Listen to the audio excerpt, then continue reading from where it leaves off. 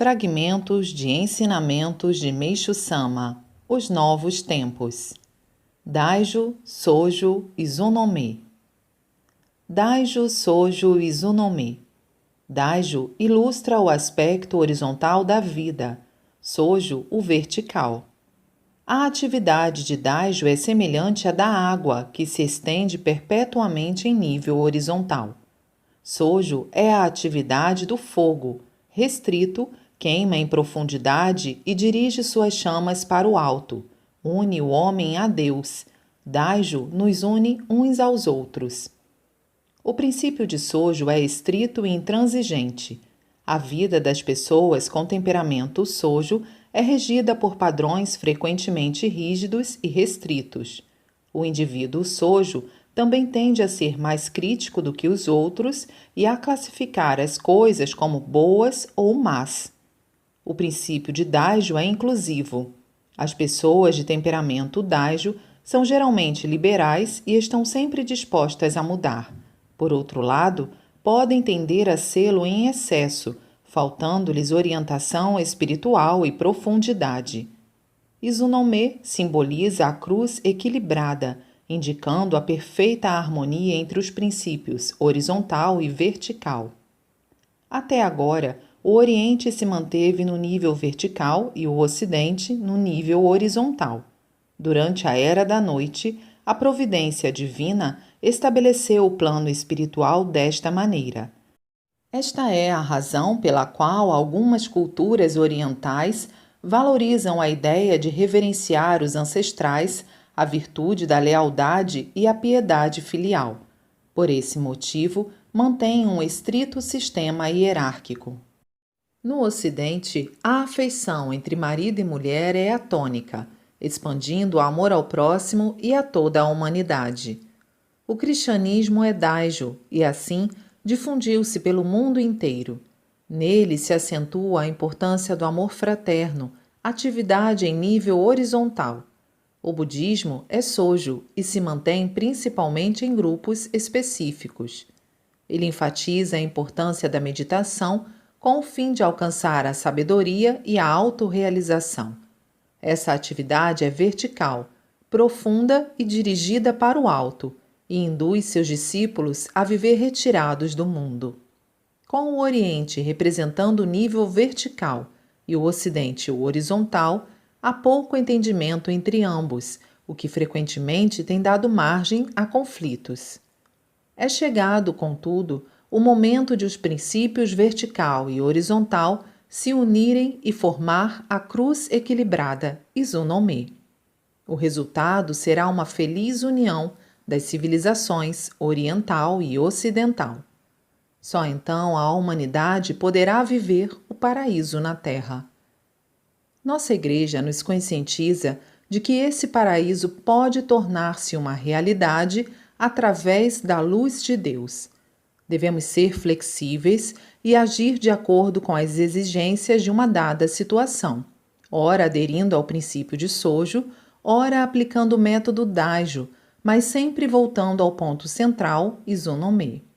Daijo, no sentido mais amplo e verdadeiro, é abrangente, incluindo também Sojo.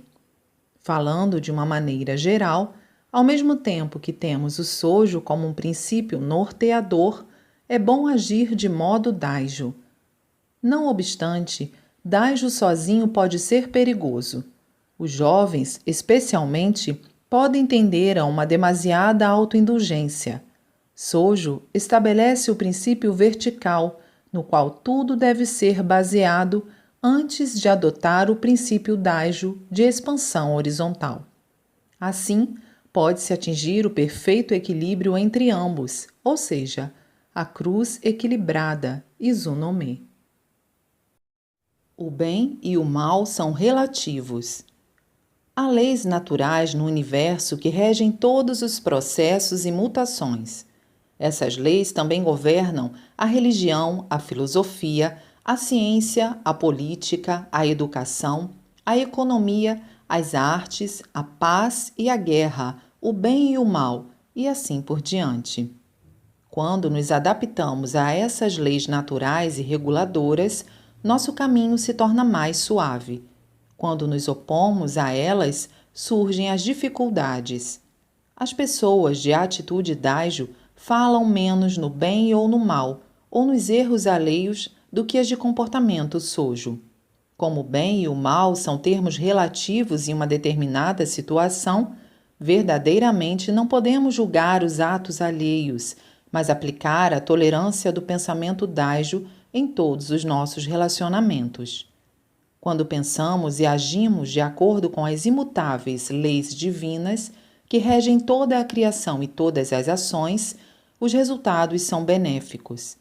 A despeito da opinião dos homens, o que importa é o resultado final. O conflito entre o bem e o mal. O domínio de Deus é demasiadamente profundo para a compreensão do homem comum. Especialmente desnortear e tentar é o constante conflito entre aquilo que a pessoa chama de bom e aquilo que sente como mal. Além do mais, o bem e o mal são relativos e não podemos tirar conclusões precipitadas a respeito do bem ou do mal das coisas. As forças malignas, por mais devastadoras que sejam, servem frequentemente como meio para disciplinar o espírito, fortalecendo as pessoas úteis, criativas e capazes. Nesse sentido, essas forças podem ser consideradas como uma espécie de esmeril que serve a um fim benéfico. O bem está destinado à vitória final, caso contrário, a vida na Terra seria totalmente dominada pelo mal e tanto a humanidade como o planeta pereceriam. Durante a Era da Noite, as forças destrutivas frequentemente venciam as construtivas. Isso se refletiu no mundo material sob forma de infortúnios, catástrofes e misérias de todos os tipos, prejudicando o bem-estar de pessoas aparentemente boas. Agora, entretanto, que a nova era da luz está em seu alvorecer, a essência do mal será gradualmente evidenciada e perderá seu poder. As forças divinas conquistarão a supremacia e estabelecerão novas e benéficas condições sociais. Uma das características das forças malignas é a sua persistência. Vencendo ou perdendo, jamais desistem. É justamente o que produz o contínuo aprimoramento e fortalecimento da parte construtiva. Na nova era, continuarão existindo forças negativas, mas estas terão pouco poder. No que se refere à nossa luta contra o mal, permitam-me insistir em 2 pontos. Primeiro, não temam as forças das trevas. Segundo, não critiquem os outros como sendo instrumentos das forças malignas. Não podemos ter certeza de que o sejam, e ao tentar julgá-los, invadimos o domínio de Deus.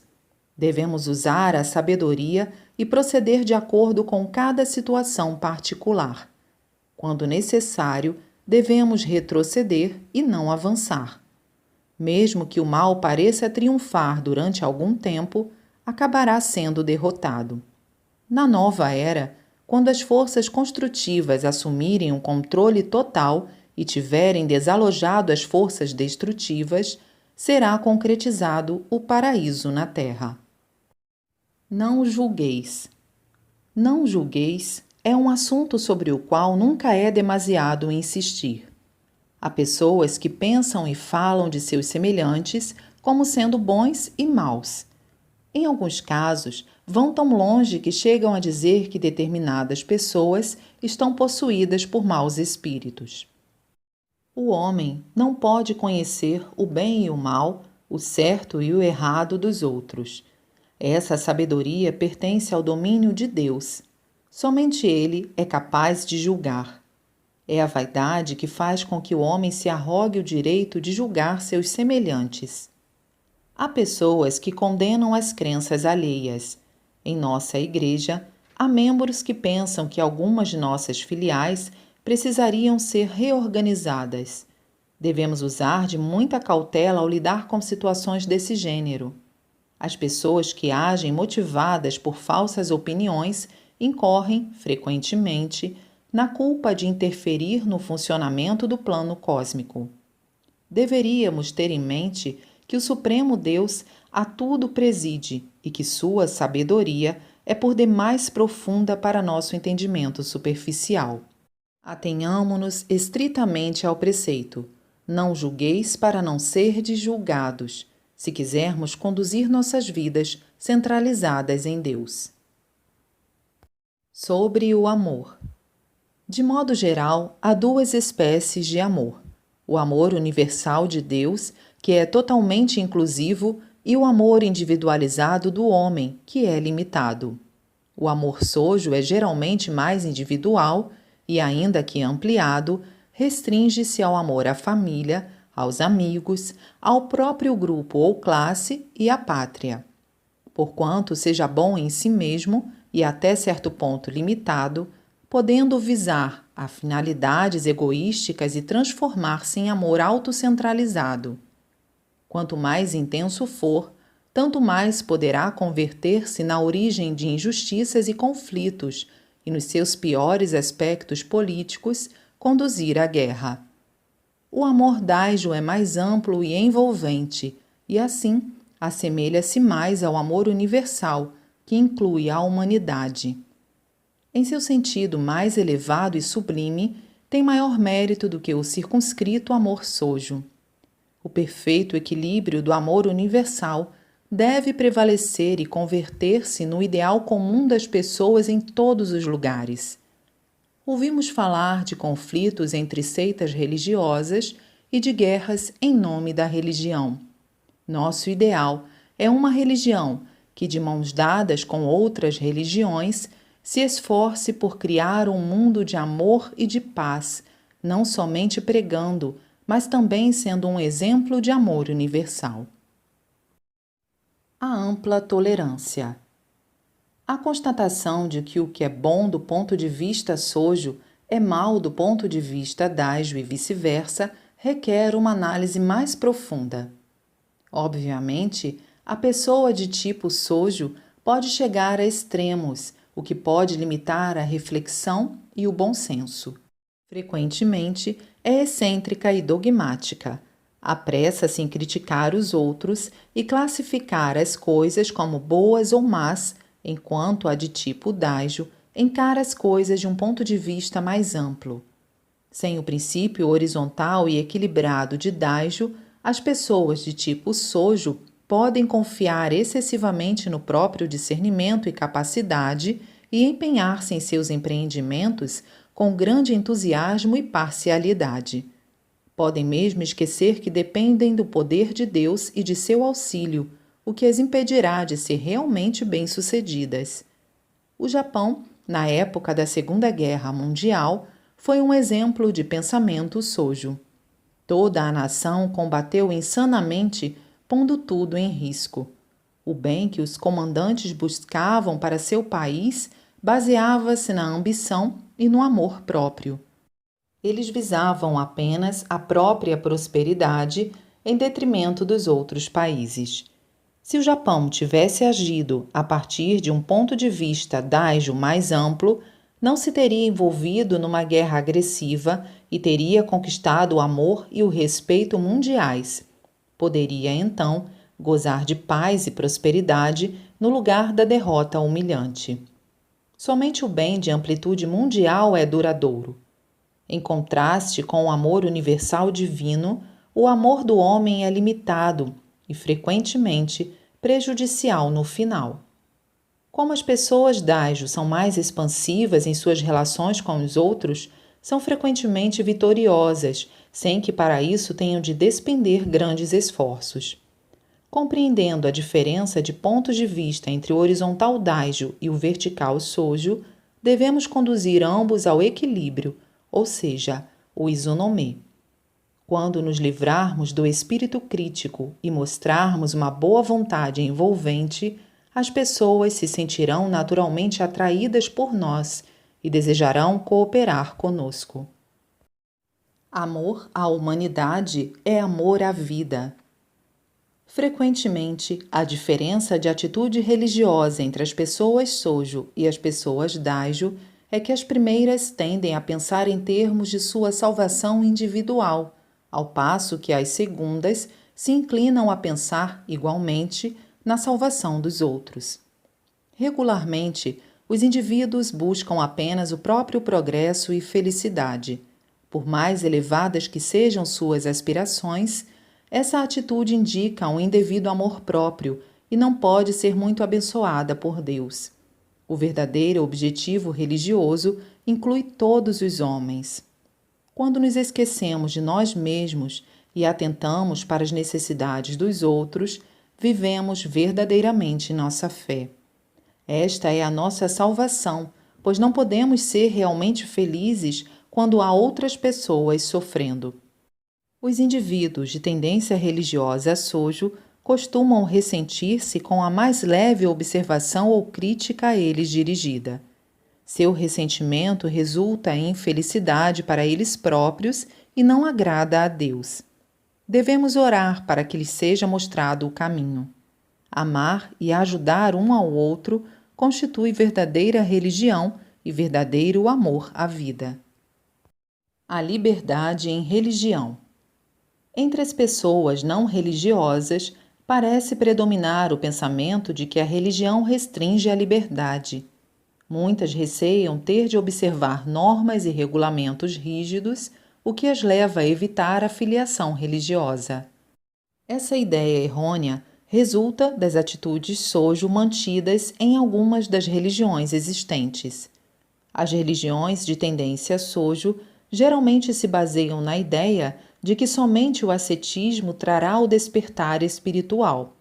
Isso pode conduzir seus adeptos a uma vida de sofrimentos, o que, do nosso ponto de vista, é uma ideia enganosa. Acreditamos que é possível atingir o estado de despertar espiritual através da luz de Deus, sem sofrimentos desnecessários. Os conceitos sojo, derivados do brahmanismo da Índia, atribuem a redenção à autodisciplina, enquanto os conceitos dajo consideram que a emancipação interior pode ser alcançada mediante a confiança no poder do Altíssimo, que possibilita a alegria e a serenidade do espírito. Há pouca liberdade em sojo.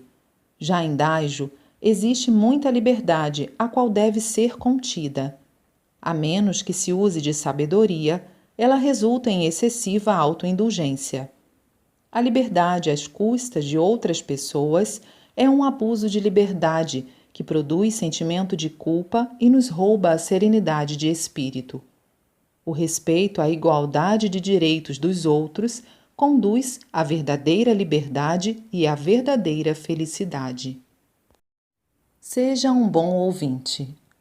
Não subestime as pessoas quando lhe falam, afirmou um antigo filósofo chinês. Ele queria dizer que devemos ouvir com a mente aberta e não subestimar as ideias de uma pessoa antes de sabermos o que ela tem a dizer, que não devemos julgar pelas aparências. Às vezes, podemos aprender algo valioso com um operário sem instrução ou com um humilde camponês.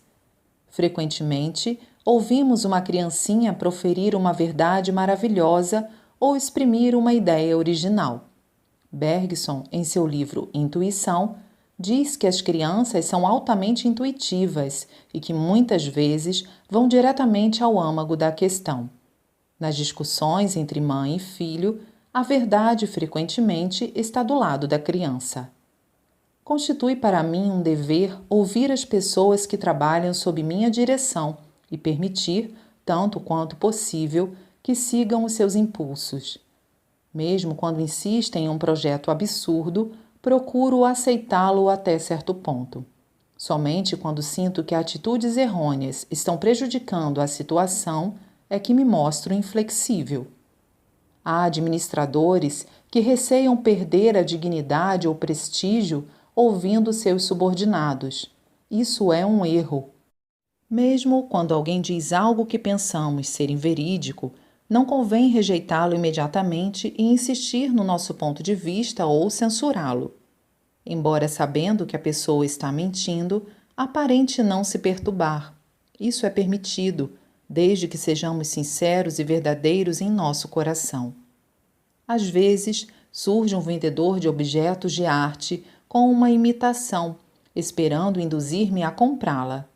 Ouvindo, ocasionalmente encontro algo de útil e relevante em meio às suas prolixas mentiras.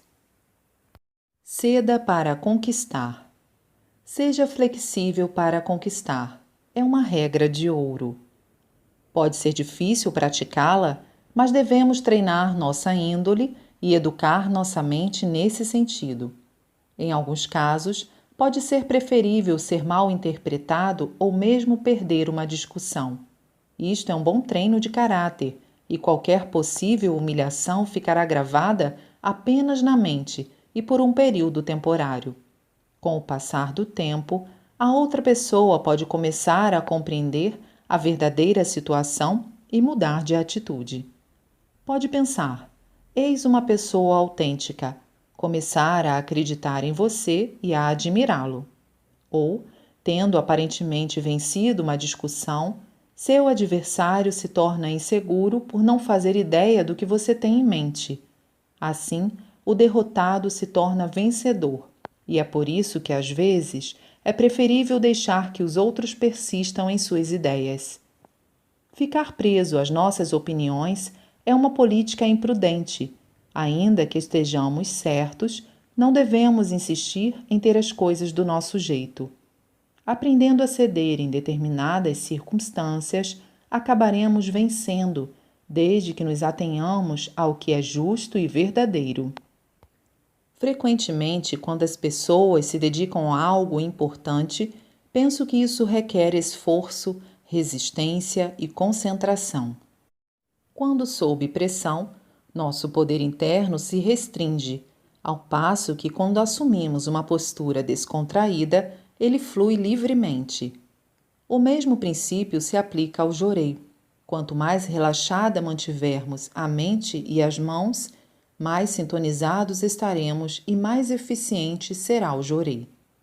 O general MacArthur soube como e quando retirar-se de uma batalha. De regra, um soldado que sabe como bater em retirada possui o potencial para a liderança. Permanecer, correndo risco desnecessário, é uma tática errônea e não constitui verdadeira coragem. O que importa é o resultado final. Muitas pessoas obtêm resultados contrários à sua expectativa porque o caminho do mundo é geralmente muito diferente do caminho da verdade.